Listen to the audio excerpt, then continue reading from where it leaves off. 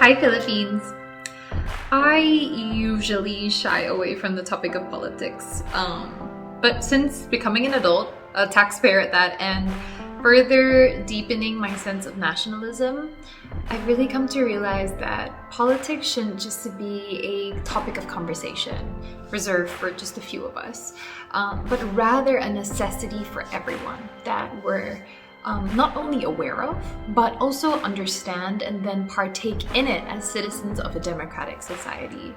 Now, I'm not speaking out as an authority on the subject of economics, leadership, or politics. Not at all. I am merely a Filipino wanting to make the best vote for the future of my country.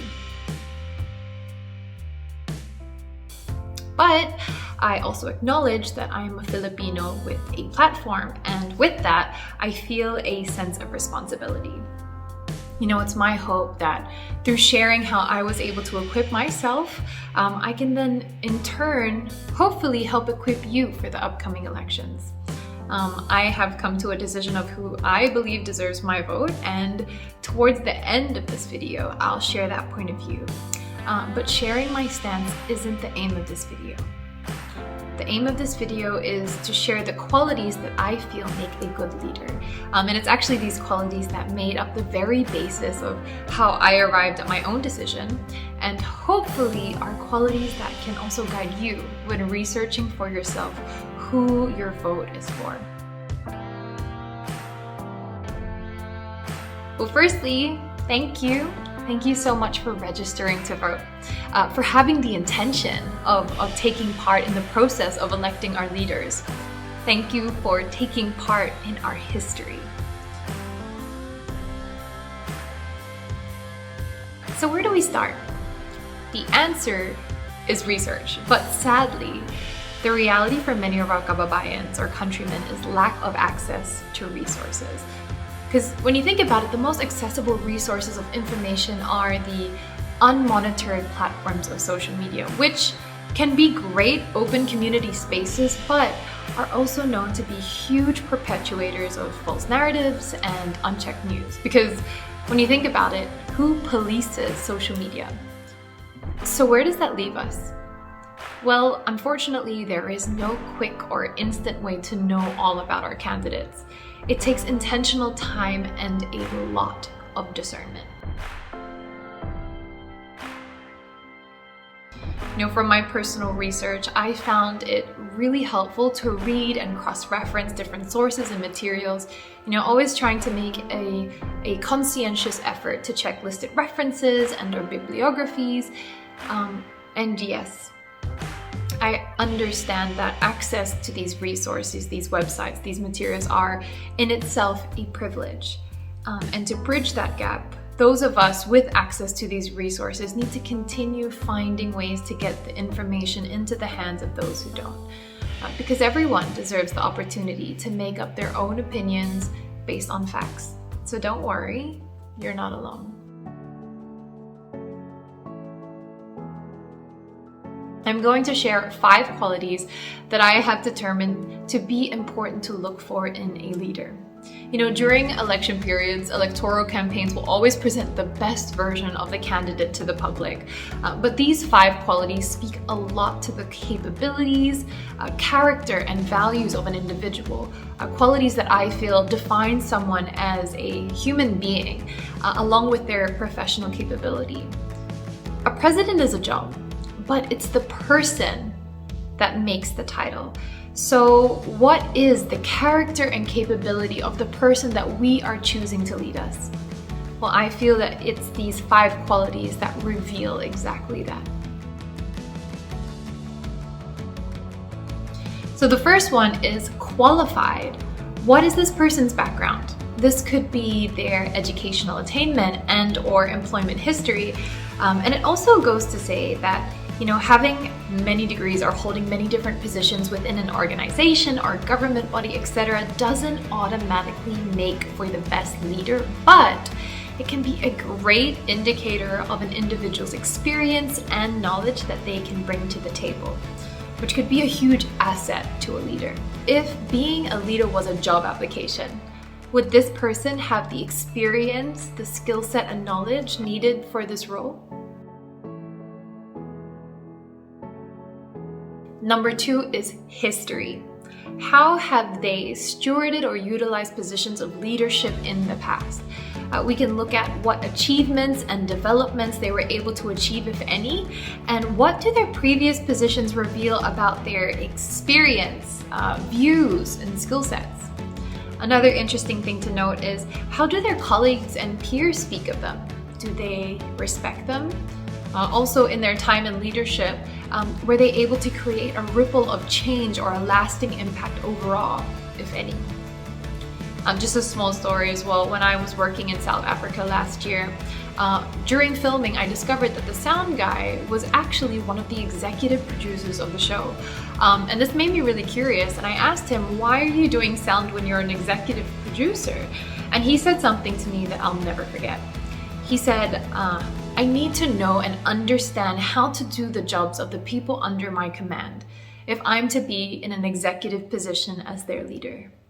And that really stuck with me. So it's also something great to keep in mind when thinking about a candidate's history. The third is service. A leader, especially one in government, is, I believe, at their essence, a public servant, meaning that this leader is not above us, they are equal to us, petitioning for us and working for our best interests. The good thing to look out for also in this category is, when have they been of service to the community when it wasn't convenient or for personal gain? You could also look at the programs that they are promising to pursue as president. How do they work towards that vision with the positions that they held in the past?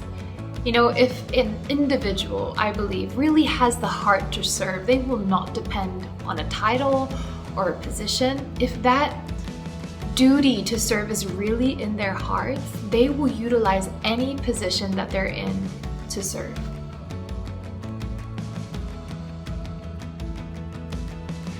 The fourth is platform.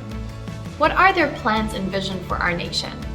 And then going on from there, what actions have they already taken that exemplify this, or how have they already set these plans in motion? Have they been consistent in both their messaging and actions?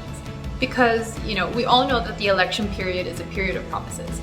And even though we will never have a guarantee that everything that is being promised to us will materialize, it's really insightful to look at how have they already planted the seeds of that vision within their own positions that they've held in the past or very recently. And finally, the last quality is values.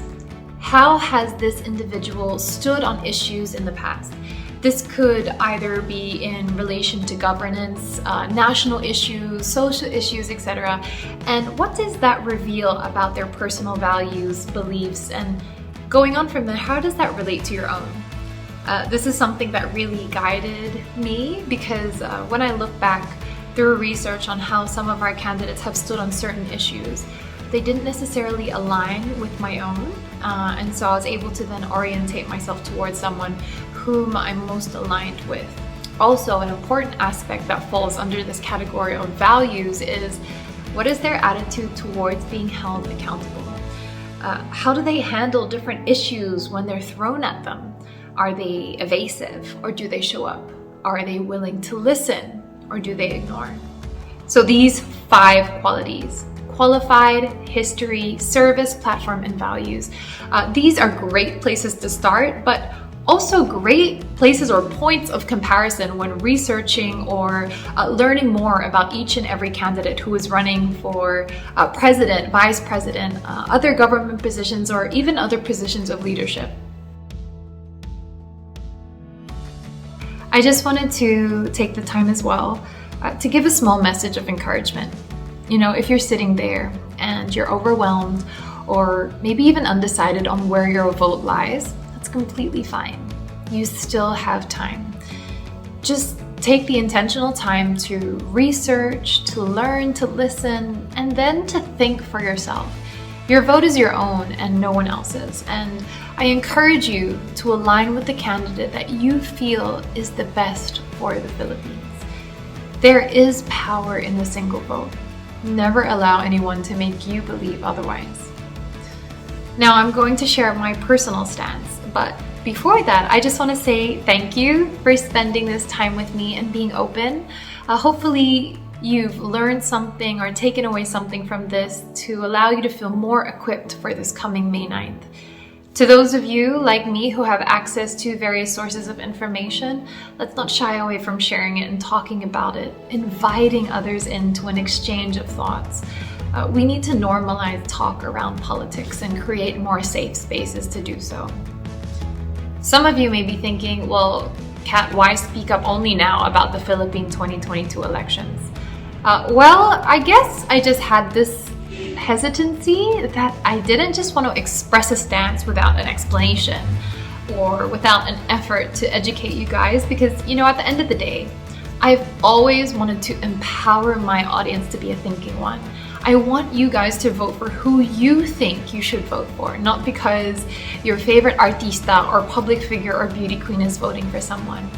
But it's my hopes that by sharing whom I'm voting for after, doing my own research and, looking at those 5 qualities, that whether you agree or disagree with my stance, it'll serve as an invitation to learn more for yourselves and to hopefully further develop any stances that you may already have.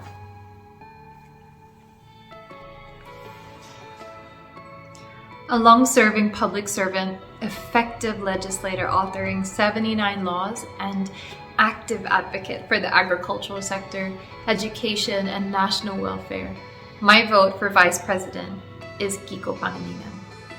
And my choice for President is Leni Robredo.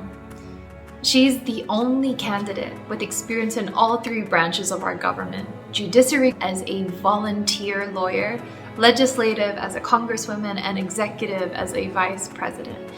The pandemic was such a huge indicator of the capabilities of those in leadership, and I believe that one of the most competent responses during the global pandemic was that under the stewardship of her office of the vice president.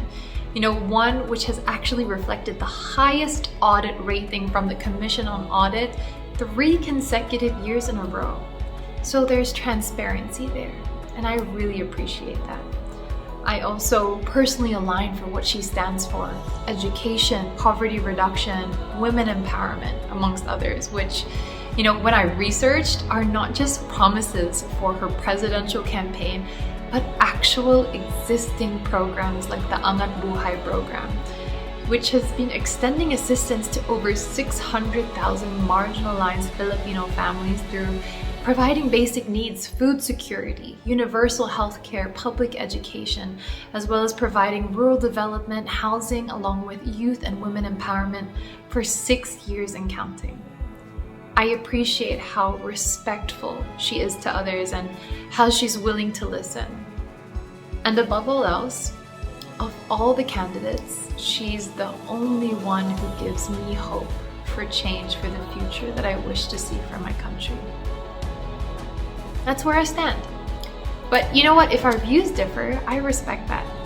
We should always open ourselves up to and try our best to normalize political conversations, because at the end of the day, I believe no matter who your vote stands with, each and every one of us, every Filipino wants the same thing: a better future, a cleaner government, better and equal opportunities, and a better quality and security of life for all.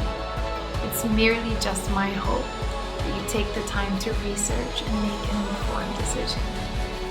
The power lies with you. See you on May 9th, Pilipinas.